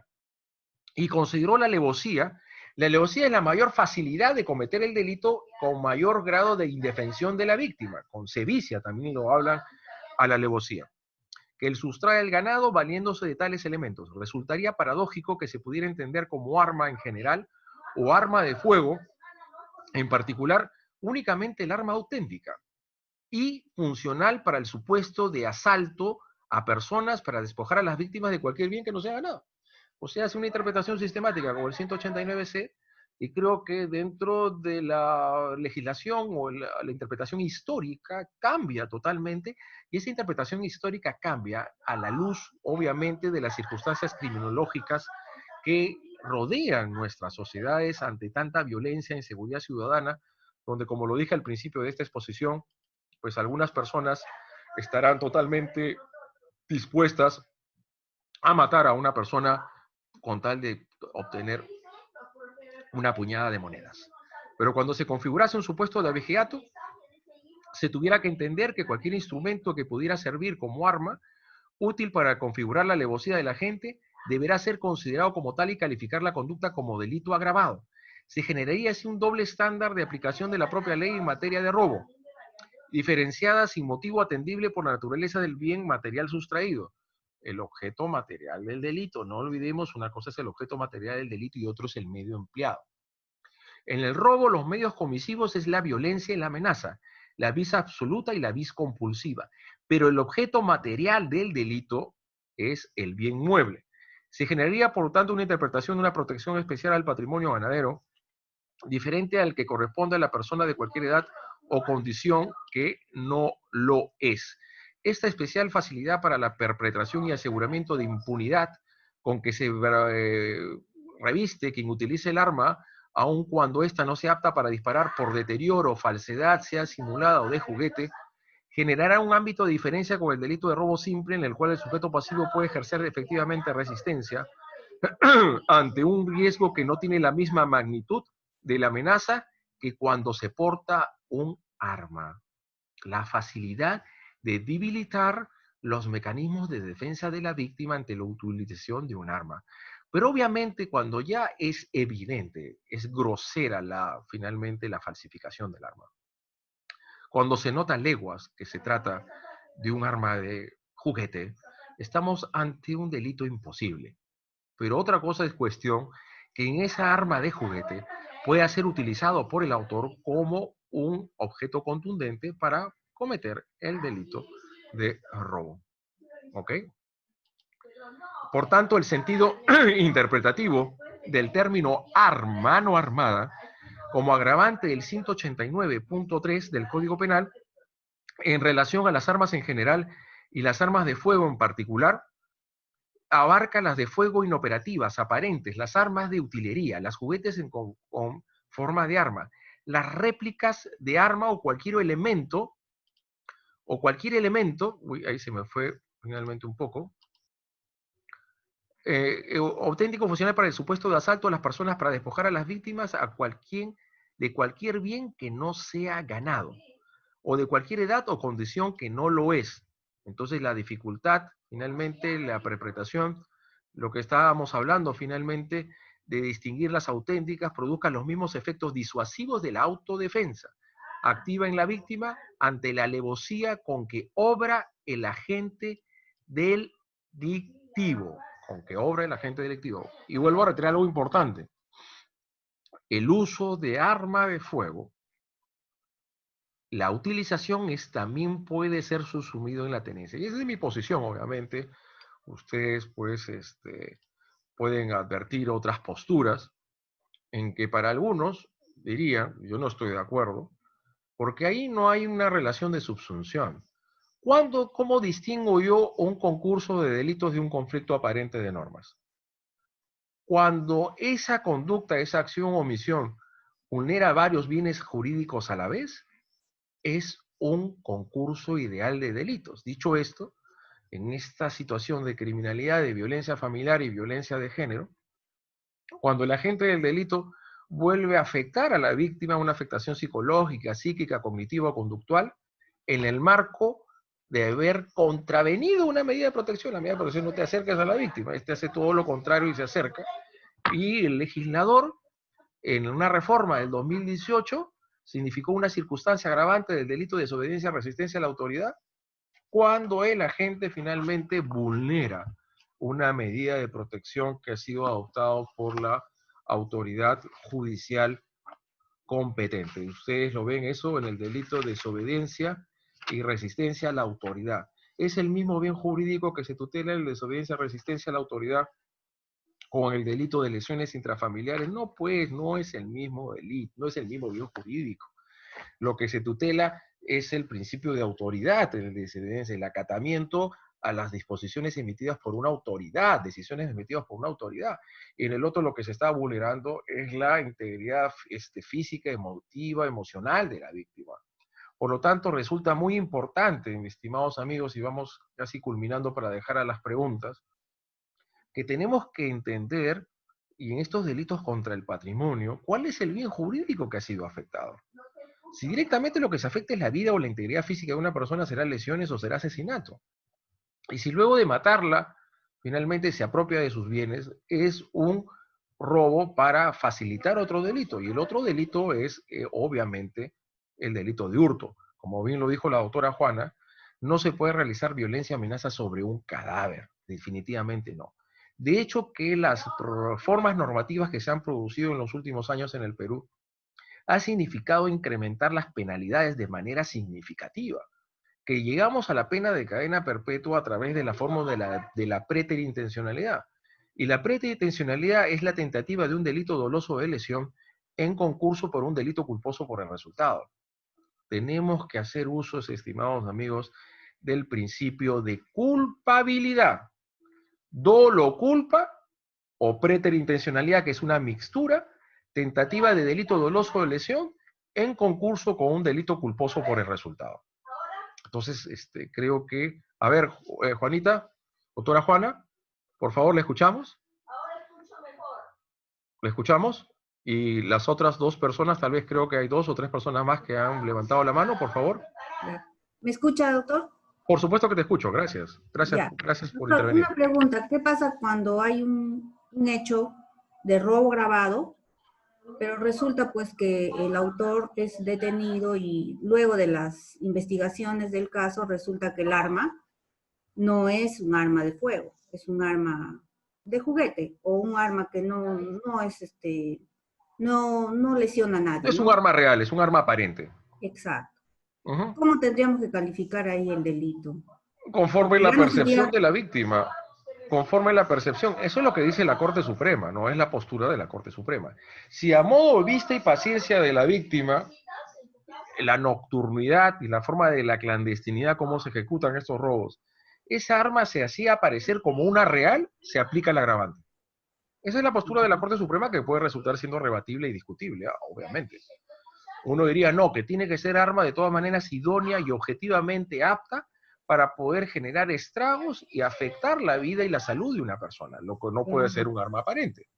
Porque No, se supone que el arma pasa por una pericia y resulta que no es un arma, es un arma aparente. Entonces, claro, hay una contradicción que no me queda clara. Lo que pasa que, mi estimada amiga, lo que da prioridad en este caso la Corte Suprema es a una suerte de descripción criminológica que vive nuestra sociedad. ¿A qué me refiero con ello? El estado de inseguridad ciudadana que vive el país. Entonces, lo que el criterio de la Corte Suprema es decir, una persona que está viéndose amenazada con supuestamente un arma de fuego, supuesto arma de fuego, no está en la posibilidad de tener un discernimiento suficiente de saber si es o no así. Que lo importante para la Corte Suprema es la percepción que tiene la víctima sobre ese instrumento.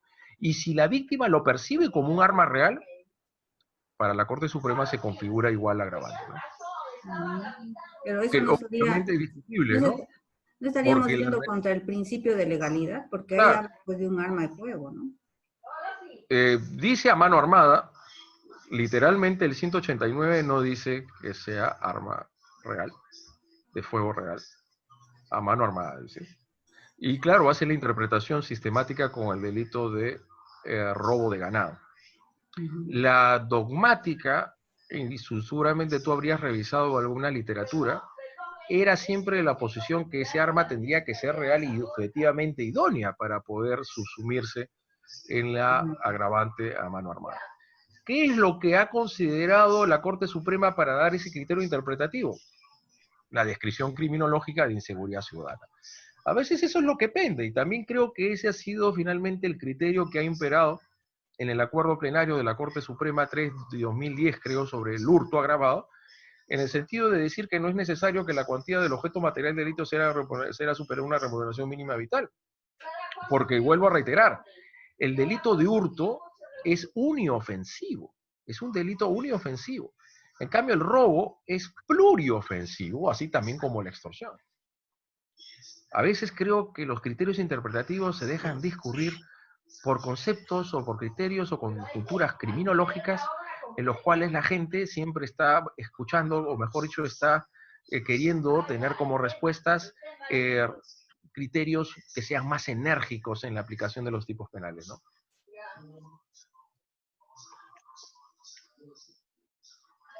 Creo que había otras dos personas que habían levantado la mano para participar. Doctor Alonso, buenas noches. Un gusto escucharlo. Gracias, buenas noches. ¿Cómo está? Doctor Alonso, tengo dos preguntas precisas. Mira, ¿qué pasa? Bueno, es un caso real, pues. Bueno, 3 personas se ponen de acuerdo para... Bueno, acuerdo entre paréntesis, ¿no? Para hacer marcaje y ver quiénes salen del banco y e intervenirlos y quitar la plata, o robarlos, o hacer un hurto, o lo que sea. Ujú. Persona, ya, bueno, vamos para hacer un poco más entendible. ¿Qué pasa si yo me encargo del marcaje en el banco para ver quién está sacando dinero? Yo me encargo del Ya. marcaje. Ya yo veo quién es el que está sacando dinero y al toque comunico, pues, mis dos, Con pinches. mis dos investigadas, mis dos compinches, bueno, yo comunico a ellos, oye, ¿sabes qué? Ese es el señor tal que está yendo en una moto, Tú eres el doy todas las datero, pues, que estás características. ahí, ya estás saliendo, estás sacando el billete, tú le estás Claro. dando toda la información al resto, pues. Después de 2 cuadras, después de 3 cuadras, ellos siguen al señor. Siguen al Ujú. señor, llegan a su casa, donde el señor pretende ingresar a su vivienda. Ahí es donde que ellos le intervienen y como el señor pone resistencia, bueno, disparan, pues, ¿no? Y el impacto de bala logra sesgarle la vida. En este Ujú. caso, a mí, ¿por qué delito se me No, marcaje o también sería por robo agravado? por robo, porque bueno, si tú sabes perfectamente, si tú antelación estabas dentro de ese acuerdo, en esa comunidad ideológica, de que el dato que les ibas a dar a estos sujetos, estos desgraciados, eran para ejecutar un robo. Y tú eres un cómplice primario del robo agravado. Pero si esto se les va la mano, esto es, no estaba dentro del plan matarlo, solamente robarlo, ahí solamente puedes responder como robo agravado. Prohibición de exceso.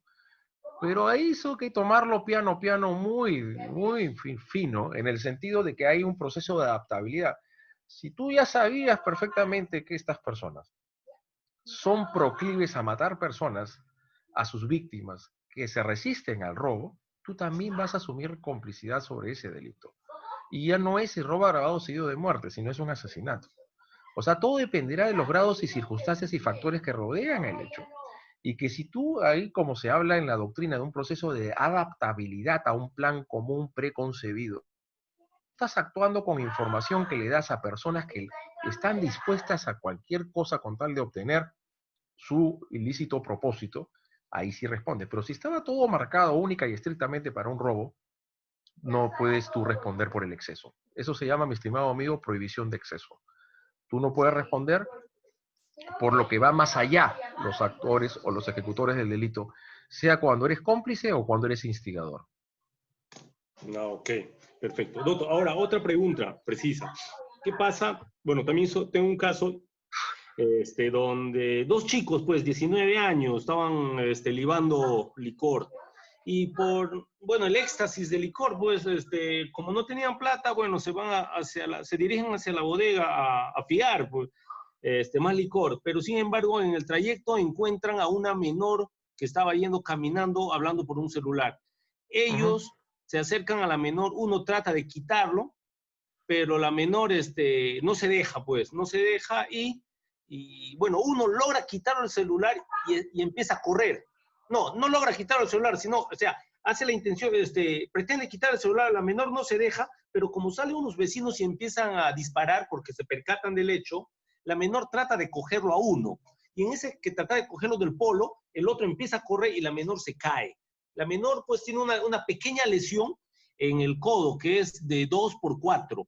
En este caso, sería robo agravado por si consideramos que, bueno, si bien usted ha señalado que la violencia se ejerce tanto antes o durante la ejecución. O el transcurso, ¿no? Durante la ejecución o el transcurso. Para lograr el apoderamiento del bien, ¿no? Claro, Para, pero como estos si no han no, logrado el apoderamiento, pero sin embargo, en el momento de su fuga, ellos empiezan a correr y producto de que la menor pretendió cogerlos, ella se cae al piso y se hace esta pequeña lesión. En este caso, a su parecer, sería hurto agravado o robo agravado. pero en un principio llegaron a violentarla a la chica o no? No entendí bien. No, ¿La llegaron nada. No lograron violentarla. Como no lo Porque pudieron la quitar. tentativa del robo, la tentativa de un robo es el inicio de los actos de violencia o amenaza. Si lo que tú me dices acá es que ellos no llegaron a realizar ningún acto de violencia o amenaza, que tal vez ella los advirtió en un momento oportuno y pudo evitar, pues se quedó en actos preparatorios que no son punibles, al margen que pueda hacer un reglaje. Para que se dé la tentativa del robo, tiene que darse inicio a los actos ejecutivos. Y los actos ejecutivos del robo es el inicio, el emprendimiento de un acto de violencia o amenaza sobre su víctima. Si no se realizó nada de eso, como tú me dices, pues se quedaría como actos preparatorios o en todo caso un reglaje marcaje. Porque no se apoderaron de ningún bien de ella, ¿no? No lograba apoderarse del celular, pero en este caso el juez hace referencia a que la menor presenta lesiones en el codo, lo cual configuraría pues un Pero las agravante del robo lesiones agravado. fueron producidas a consecuencia de que de un acto propio de ellos, ¿no? O de ella misma que quería finalmente evitar ser objeto de un atraco. No, Ella se cayó. la violencia ha sido como acto propio de la menor con la intención de aprehender a uno de ellos, pero como corrió, Ah, ya. Pero ¿y por qué los quiere aprender? Eso es lo que no entiendo. ¿No dices bueno, tú la que ellos menor no llegaron a llevarse nada de ella? no llegaron a llevarse, pero la menor por la desesperación, la menor refiere que le trató de detener a uno de ellos y le agarró del polo. Y en este ¿Y que por qué lo este trató de empieza detener? ¿Ellos se acercaron a la chica o no? sí, se Llegaron a... acercaron a la chica, y quisieron ah, robar el celular. no, pues. Entonces tuvieron cercanía física con la chica. Sí, tuvieron contacto, Tuvieron pero no contacto violento en ese corporal. momento. ¿La Contacto, pero no empujaron? violento. ¿La No empujaron? violento, por eso. Ellos ¿O pretendieron cómo fue quitarle el celular. un contacto sensible? Fue un contacto emotivo. Se le podría considerar un contacto sensible porque ellos jalan la mano de la menor queriendo arranchar el celular, pero como se dan cuenta que el vecino Ah, después de ellos ese han tiro, intentado arranchar. Ah, bueno. Si solo es arrebato de un bien, sería tentativa de hurto. ¿Verdad? De hurto. Si es un acto, solamente me dices tú de sustracción del bien, que no ha sido realizado mediante un acto de violencia o amenaza, ahí en todo caso tentativa de hurto. pero el juez Tentativa de hurto. considera tentativa de robo agravado. ¿Por qué? Porque la menor presenta esa lesión. Y mi cuestionamiento va que esa lesión no se ha producido por Pero parte de los... pongamos, mira, estos desgraciados me quieren hurtar, se apropian de un celular mío, y yo voy en su persecución. Solamente me lo han arranchado, ¿no? Yo estoy persiguiendo, lo estoy corriendo, yo me caigo y producto de eso me genero lesiones. En esa persecución que tengo contra los ladrones, estos desgraciados que se están llevando mi celular. ¿Ese es robo o hurto? Para mí es hurto, Ese es porque la lesión robo. que Por tú... eso, pues. Para que sea robo, tiene que ser un acto de violencia amenaza en el adireccionamiento del apoderamiento del bien mueble. Y esto no ha sido así, solamente ha sido un acto típicamente de sustracción. Y en este momento, finalmente, de que quieres recuperar el bien, la víctima se cae, se golpea, se le genera algún tipo de lesión, esa no convierte el hurto en un robo, pues, de ninguna manera. De ninguna manera. No, Perfecto, eso no doctor. puede ser robo. Claro, que tú me has dicho que solamente había un acto de sustracción, ¿no? Pero si le agarraron, si le empujaron, y hay un acto de vis corporea, ahí ya estamos hablando de una posibilidad de robo, ¿no? ¿Y qué pasaría? Bueno, no es el caso esto, pero yo digo, ¿y qué pasaría si yo previamente cogoteo a la menor y mi cómplice o mi coimputado trata de robar el celular, pero como no podemos, empezamos a darnos a la fuga? El hecho de Una cogotearlo tentativa. ya se podría considerar dentro Por de supuesto como que es acto de... tentativa de robo, por supuesto que es tentativa de robo, por supuesto. El inicio de los actos ejecutivos de robo es el inicio de la violencia, de la amenaza sobre el cuerpo de la víctima. Y eso ya es tentativa. Igual como sería finalmente una violación sexual. La realización de los actos de despliegue de violencia física o la amenaza, el anuncio grave de un mal a sus bienes jurídicos más importantes, ya genera finalmente la tentativa. Ya genera la tentativa. Obviamente que sí. Veo que tienes buenos clientes, ¿ah? Ya, doctor, gracias. Bien inocentes son. Bueno, es una forma de decir. A ver, una pregunta más, a ver, ¿alguien más que quiera participar? Alguien levantado la mano, Cecilia, creo. Ah, no. Doctor, buenas noches. Dime, te escucho. Doctor, buenas noches. Saluda de Roberto desde Cajamarca. Primero para agradecer por la ponencia que está usted brindando, ¿no? Gracias, Y Roberto. Gracias por un estar gusto presente. escucharlo, doctor. Doctor, Un gusto mío.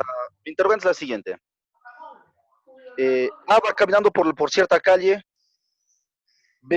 aparece intempestivamente con un arma supuestamente de fuego y resulta siendo un arma de juguete. Pero A es un experto en armas. Ujú. Y A tiene un arma, ¿no? Y ante el hecho de que va a ser asaltado con un arma, él saca su arma y dispara a B y Ya. lo mata, ¿no? Pero como le repito, A es un experto en armas. Podría ser A, entonces, ¿podrías A defenderse por legítima defensa? ¿Podría aducir su defensa a legítima A defensa? ver, mi legítima defensa empieza cuando hay una agresión ilegítima. Esa agresión ilegítima tiene que ser real, inminente, de que pueda ponerse en riesgo mi vida. Obviamente, nuevamente recojo esta situación de inseguridad ciudadana, de que una persona es atracada con un arma de fuego y ya hay una posibilidad latente de que te vayan a matar. Pero para que podamos dar de que la persona se defienda de esta manera, tiene que ponerse realmente en riesgo su vida, mi estimado amigo.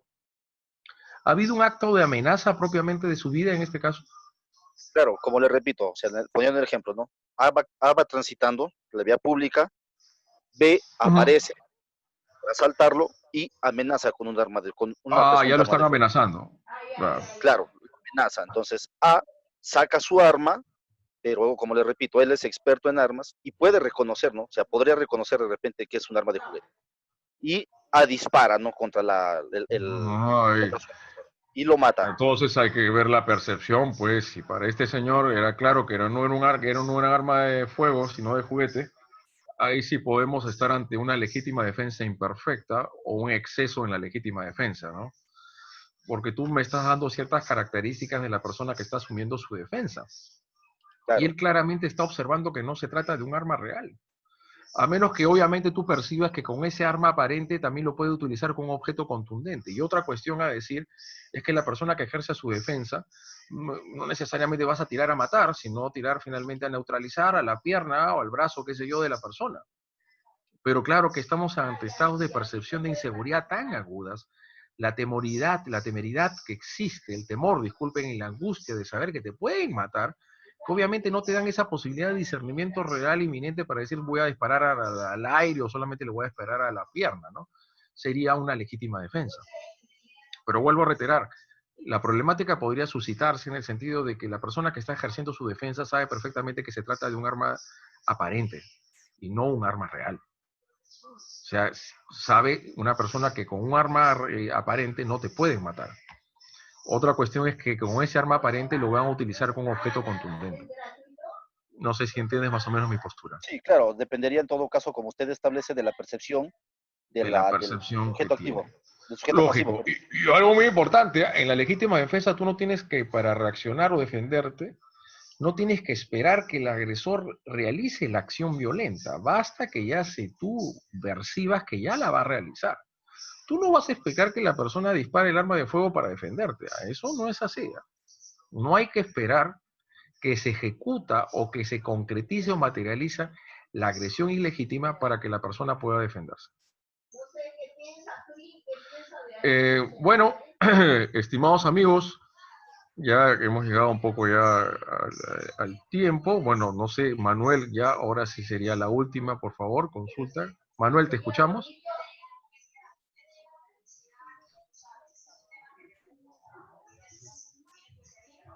Manuel, Doctor, Manuel, creo que alguien quería participar.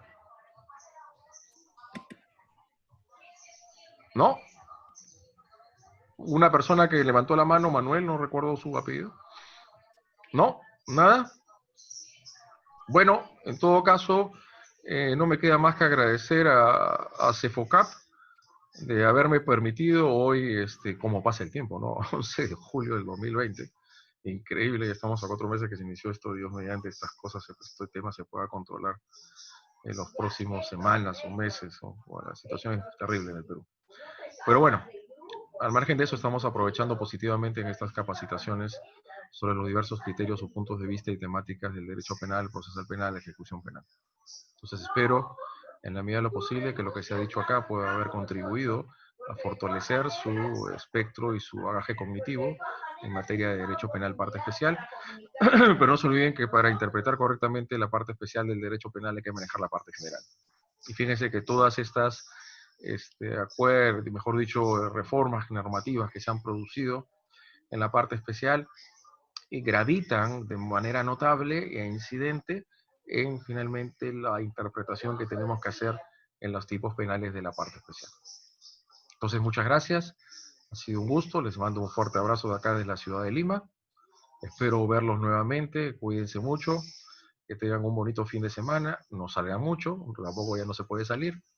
Y de seguro que estaremos prontamente juntos y seguir compartiendo en estas sesiones virtuales, por lo menos 2020, o mediante el 2021 nos podamos ver físicamente. Cuídense mucho, muchas gracias, hasta luego. Muchas gracias, doctora C.